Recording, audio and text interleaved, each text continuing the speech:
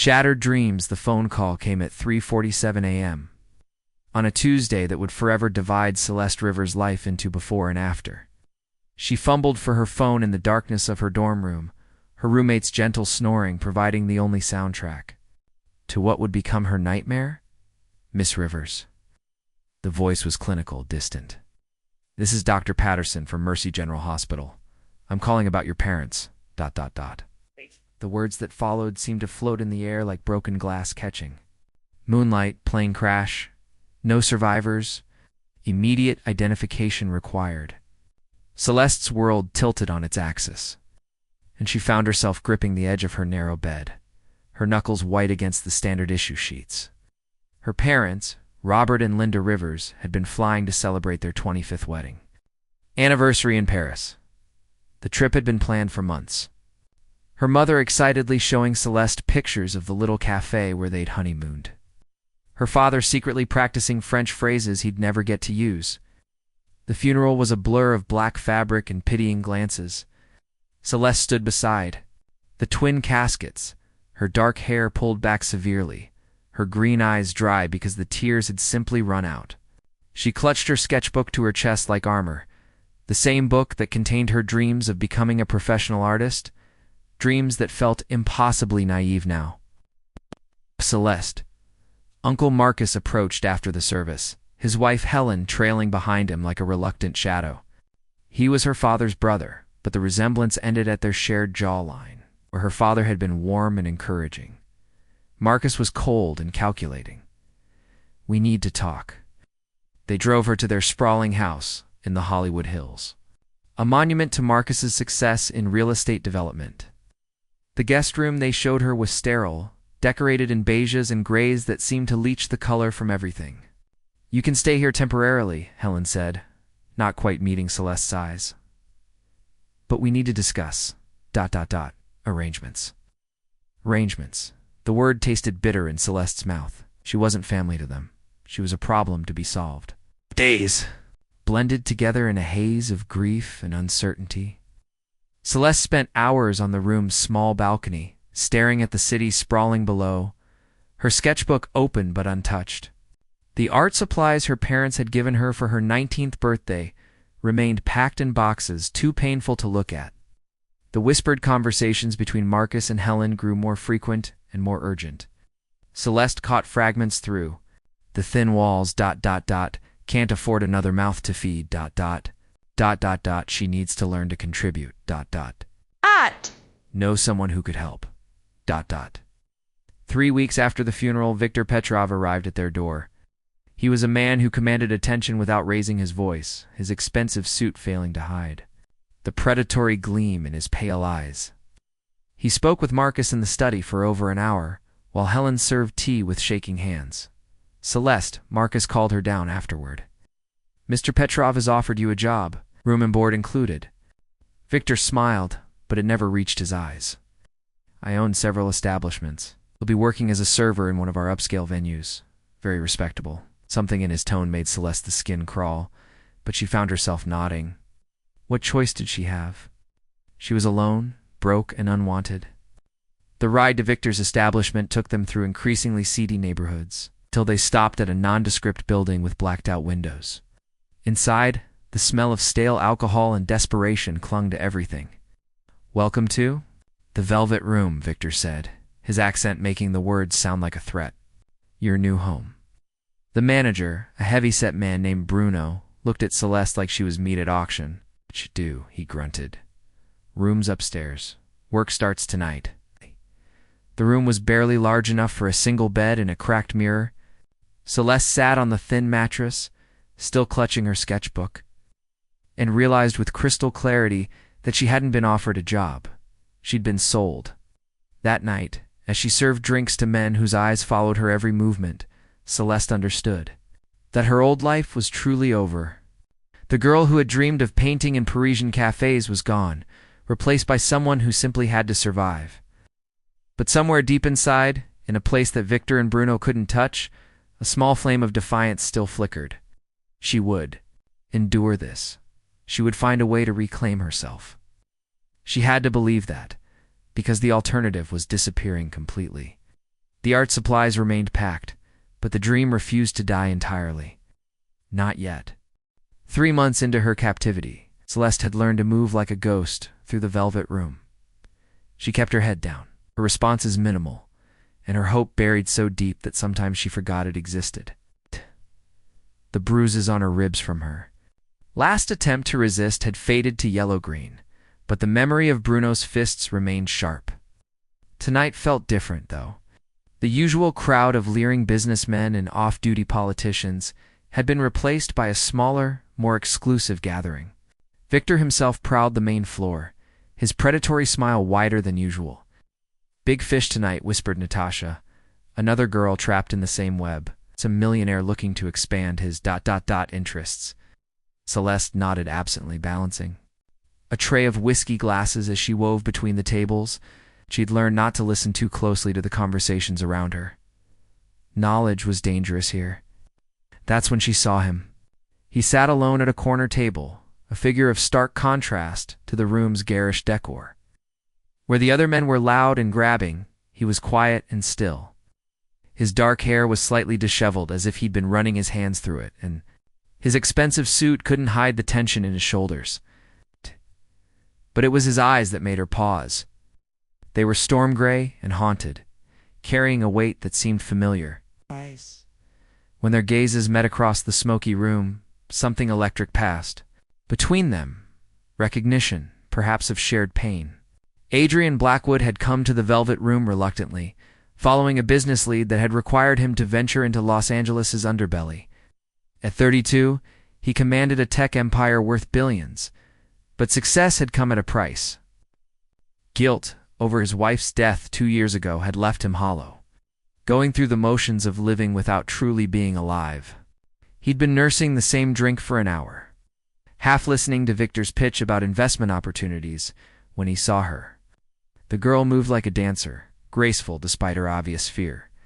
Her dark hair fell in waves around her shoulders, and her green eyes held a depth that spoke of dreams deferred, not destroyed. "That one caught your attention?" Victor's voice cut through Adrian's thoughts. "Celeste, beautiful, isn't she? Still has some fight in her, which some clients prefer." Adrian's jaw tightened. "She's very young, 19, prime age." Smile was reptilian. "She's been resistant to some of our more lucrative services. Perhaps a man of your caliber could convince her to be more ... accommodating." The casual cruelty in Victor's tone made Adrian's blood run cold. He watched as Celeste delivered drinks to a nearby table, flinching when one of the men grabbed her wrist.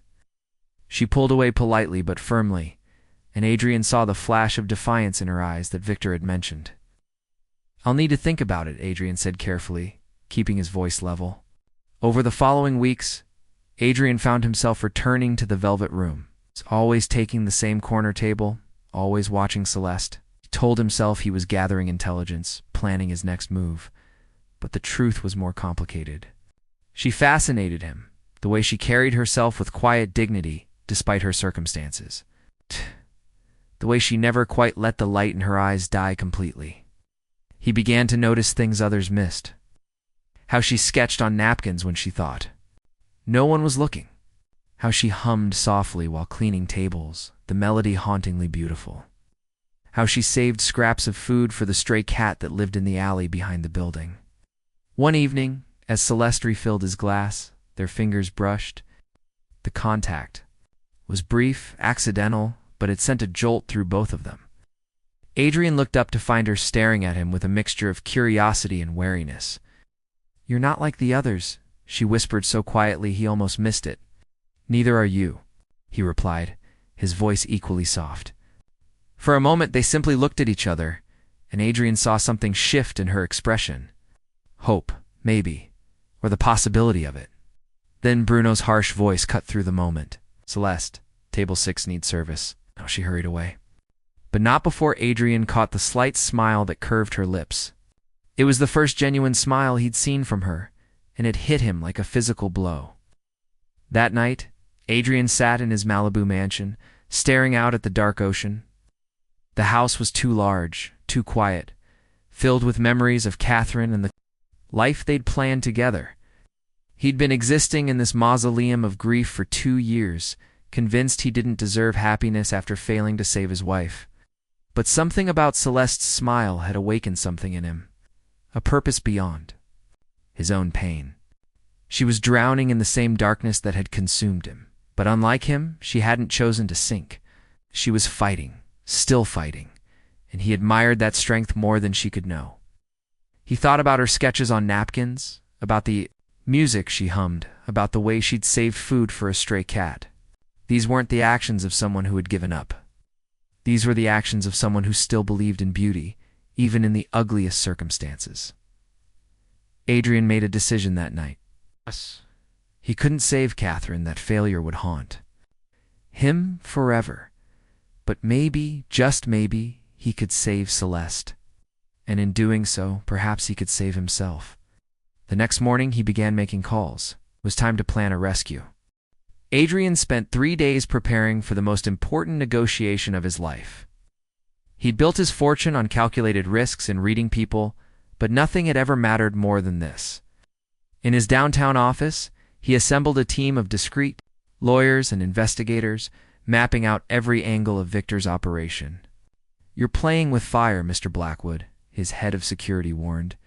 "These people don't negotiate. They eliminate problems." Adrian's jaw tightened. Ow. "Then we make sure I'm not a problem they can eliminate." The briefcase sat on his desk, containing $500,000 in untraceable bills. It was a fortune to most people, but to Adrian, it represented something far more valuable: Celeste's freedom. Meanwhile, the velvet room, Celeste had noticed a change in Victor's behavior. He watched her more intently, and his conversations with Bruno had become more frequent and urgent. The other girls whispered about special clients and higher prices, sending ice through her veins. "Celeste," Victor called her to his office on Thursday evening. "You have a visitor?" She followed him on trembling legs, expecting another degrading negotiation. Instead, she found Adrian waiting in the dimly lit room, his presence commanding despite the seedy surroundings. "Mr. Blackwood has made an interesting proposition," Victor said, circling them like a predator. "He wants to purchase your exclusive services." Celeste's heart sank. She'd allowed herself to believe Adrian was different, but here he was, buying her like all the others wanted to. She kept her expression neutral, having learned to hide her emotions behind a mask of compliance. "However," Victor continued, "his offer is unconventional." Adrian stepped forward, his gray eyes intense. "I'm not buying her services. I'm buying her freedom." The room fell silent. Victor's smile faltered for the first time since Celeste had known him. "I'm sorry, what? You heard me?" Adrian's voice was steel wrapped in silk. "I want to purchase her contract. Complete ownership transfer." Victor laughed, but it sounded forced. "That's not how this works. She's not a commodity to be sold, isn't she?" Adrian's gaze was unwavering. "You've made it clear she belongs to you. I'm simply proposing a change in ownership." The briefcase clicked open, revealing neat stacks of $100 bills. Victor's eyes widened despite himself. $500,000, Adrian said quietly. "Cash, right now. This is insane," Victor sputtered. "Even if I were interested, which I'm not, she's worth more than that long term. Is she?" Adrian pulled out a tablet showing financial projections. "Based on her resistance to your more lucrative services, her earning potential is limited. She's been here 3 months and has cost you more in security and discipline than she's generated in revenue." Celeste watched the exchange with growing amazement. Adrian wasn't just offering money. He was dismantling Victor's entire position with cold logic and careful preparation. "Furthermore," Adrian continued, "my investigators have uncovered some interesting information about your operation. Federal agents are already asking questions about missing persons reports. Specifically, young women who disappeared from their guardians' homes." Victor's face went pale. "You're threatening me? I'm offering you a solution. Take the money, transfer her to me, and I'll ensure those federal inquiries find nothing actionable. Refuse, and I'll make sure they find everything." The silence stretched taut as Victor weighed his options. Finally, he reached for the briefcase, his greed overcoming his pride. "She's damaged goods," he said spitefully. Don't come crying to me when you realize what you've bought. The only damage here is what you've done to her, Adrian replied coldly. And that ends now.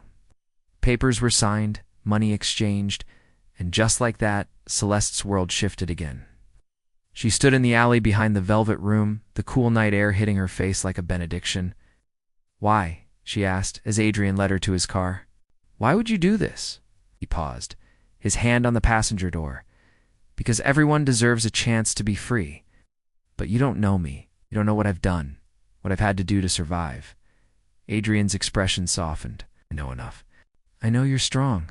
I know you're kind. I know you haven't given up, even when you had every reason to. How could you possibly know that? Because I watched you feed that stray cat every night. Because you hummed while you worked, even in that place. Because you still sketch on napkins, still dream of something beautiful." He opened the door gently. "Those aren't the actions of someone who's given up." Celeste stared at him, tears threatening to fall. "What happens now?" "Now you're free to find out who you really are," Adrian said softly, "without anyone else defining it for you." As the car pulled away from the velvet room, Celeste pressed her face to the window, watching the neon prison disappear into the night. For the first time in months, she allowed herself to hope that maybe, just maybe, her story wasn't over. The city lights blurred past as they drove toward an uncertain but promising future. In the driver's seat, Adrian felt something he hadn't experienced in 2 years: purpose. He'd failed to save Catherine, but perhaps he could help Celeste save herself. "Where are we going?" she asked quietly. "Home," Adrian replied, and for the first time in years, the word felt like more than just a place. It felt like a possibility. Rosa Martinez was waiting when they arrived, her motherly instincts already activated. The housekeeper took one look at Celeste's fragile state and enveloped her in a gentle embrace that broke through every wall she'd built. "Welcome home, Mia," Rosa whispered. "You're safe now." And for the first time in months, Celeste believed it might be true. The first week at Adrian's Malibu mansion passed in a haze of overwhelming gentleness. Celeste had prepared herself for demands, conditions, expectations, anything but the quiet kindness that surrounded her like a warm blanket. Her room overlooked the Pacific, with floor-to-ceiling windows that let in streams of golden light. Rosa had filled it with fresh flowers and soft linens, treating her like a beloved daughter rather than a rescued victim. Adrian kept his distance, appearing only at meals and always with respectful formality. "You don't have to stay in your room," he said one morning over breakfast. "The house is yours to explore." Celeste nodded but remained cautious. In her experience, kindness was often a prelude to cruelty. She waited for the other shoe to drop, for the price of her freedom to be revealed. It was Rosa who finally coaxed her out of her shell. On the 10th day, the housekeeper knocked softly on her door. "Mia, I'm making tamales. Would you like to help?" Something about the older woman's gentle persistence broke through Celeste's defenses. They worked side by side in the sun-drenched kitchen. Rosa, sharing stories of her own journey from Mexico, her voice warm with understanding. "He's not what you think," Rosa said quietly, nodding toward Adrian's study. "He's healing too." "From what?" "His wife, Catherine. She died 2 years ago, and he's been carrying the weight of the world ever since. Blames himself, though it wasn't his fault." Celeste's hand stilled in the masa. "What happened?" "Car accident. He was supposed to drive her to the airport, but a business call came in. She took a taxi instead." Rosa's eyes grew sad. The taxi was hit by a drunk driver. She died instantly. The revelation shifted something in Celeste's understanding. Adrian wasn't her savior driven by noble intentions. He was a man drowning in his own guilt. Perhaps seeking redemption through her rescue. That evening, she found him on the deck. Staring out at the moonlit ocean, he'd shed his usual formal attire for jeans and a simple white shirt, looking younger and more vulnerable. "Rosa told me about your wife," she said softly, approaching the railing beside him. His shoulders tensed. "She talks too much. She cares about you. She shouldn't." Adrian's voice was bitter. "I don't deserve her concern, or anyone's, because you couldn't save Catherine." He turned to her, surprise flickering in his gray eyes. You don't understand? If I hadn't taken that call, if I'd just driven her myself, ... Then maybe you'd both be dead, Celeste said quietly. Or maybe the drunk driver would have hit someone else. You can't control everything, Adrian. I should have been there. Like someone should have been there for me. The words came out sharper than she intended. My parents died, and my family sold me. Should I blame myself for that too? The parallel hit him like a physical blow. That's different. You were a victim. So were you. She moved closer, her voice gentle. We both lost people we loved. We both ended up in places we never imagined. But we're here now, and we're alive. That has to count for something. For the first time since she'd known him, Adrian's carefully controlled facade cracked. His hands gripped the railing as tears he'd held back for 2 years finally fell. Without thinking, Celeste reached out and covered his hand with hers. The contact was electric, sending warmth through both of them. Sorry, he whispered. I'm so sorry. For what?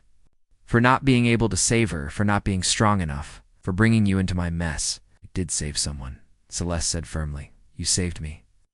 And I'm grateful, even if you did it for the wrong reasons. Adrian looked at her then, really? Looked at her and saw not the broken girl from the velvet room, but a woman of incredible strength and grace.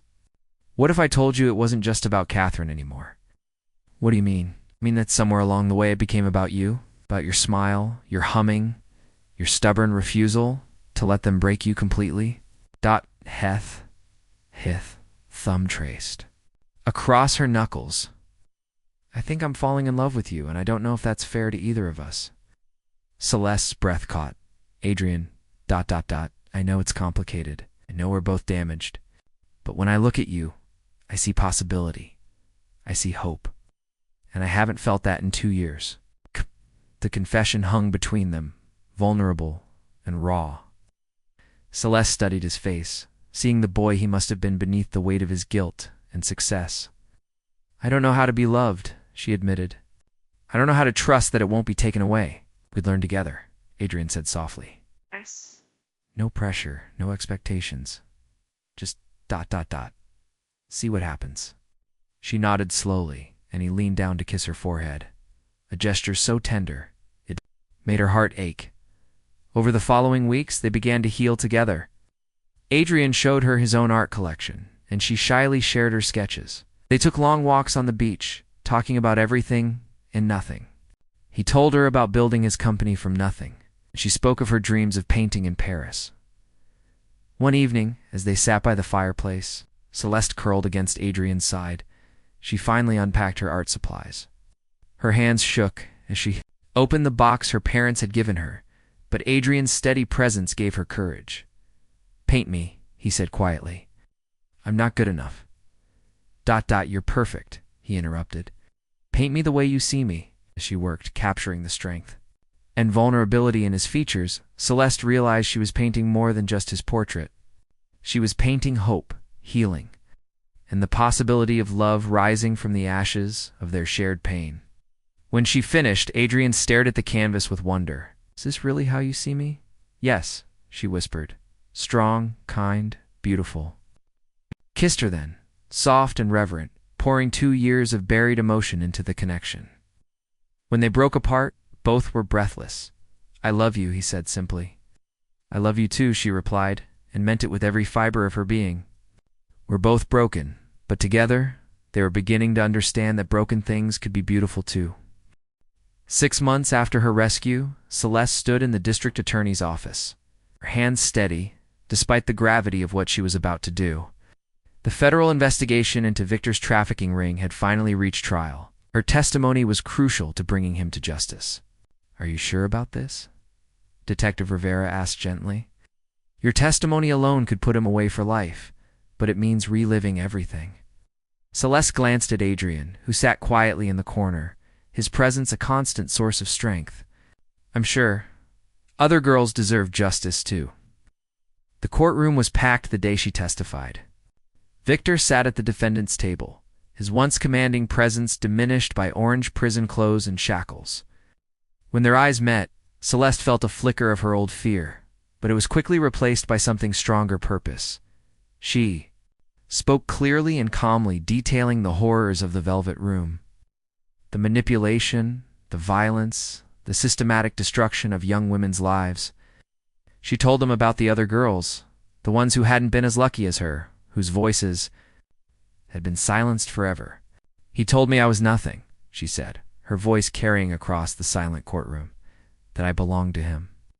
But he was wrong. I belong to myself, and I always have." Victor's conviction brought a sense of closure, but more importantly, it marked the beginning of a new chapter. Adrian had been right. She was stronger than she'd known.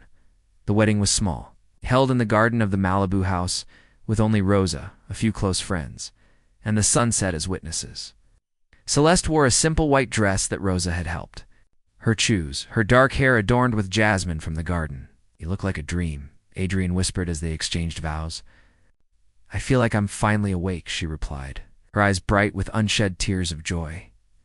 They honeymooned in Paris, where Celeste finally got to paint in those sidewalk cafes she'd dreamed about. Adrian watched her work, marveling at the way she captured light and shadow, the way she found beauty in the most ordinary moments. "I have something for you," he said one evening as they walked along the Seine. He handed her a key, ornate and old-fashioned. "It's to a studio I bought in the Arts District. It's yours to do with as you wish." Celeste stared at the key, then at the man who had given her back her dreams. "Adrian, I can't." "You can, you're an artist, Celeste. You always have been. It's time the world saw what I see." The studio was perfect, high ceilings, north-facing windows, and enough space for her to create without limits. But the real surprise came when she opened the door for the first time. Surprise.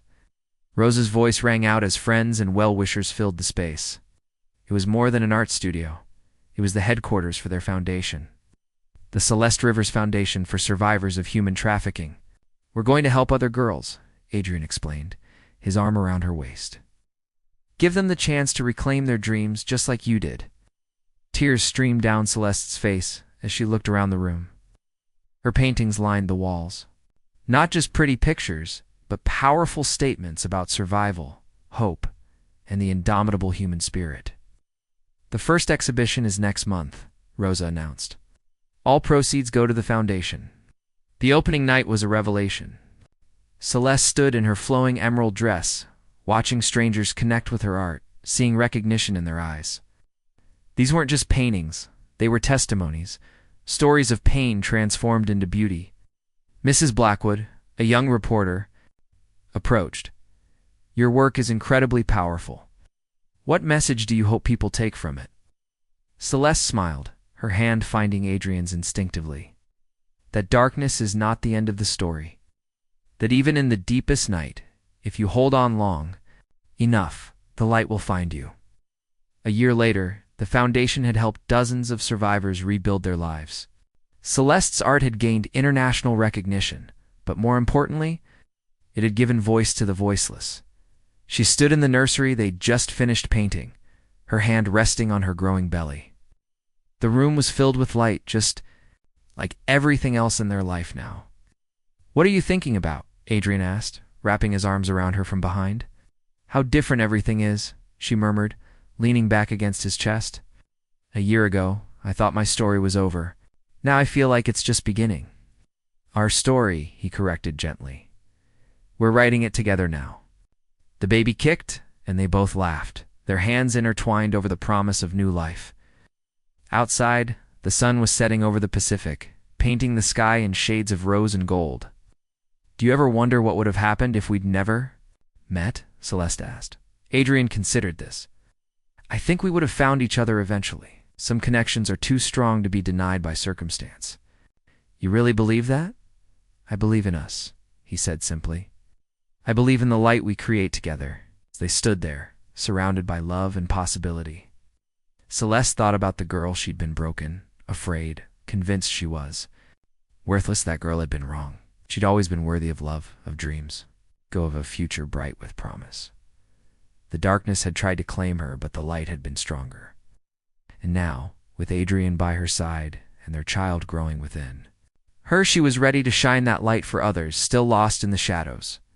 Their love story had begun with rescue. But it had evolved into something far more powerful, a partnership built on mutual healing, shared purpose, and the unshakable belief that everyone deserves a chance to write their own ending. The past would always be part of their story, but it no longer defined them. They had chosen love over fear, hope over despair, and in doing so, had created something beautiful from the ashes of their former lives. As the last light faded from the sky, Celeste smiled, knowing that tomorrow would bring new challenges, new opportunities to make a difference, and new moments to treasure, with the man who had shown her that sometimes the greatest love stories begin with the simple act of seeing someone's worth when they can't see it themselves. The light had found them both, and now they were determined to be that light for others.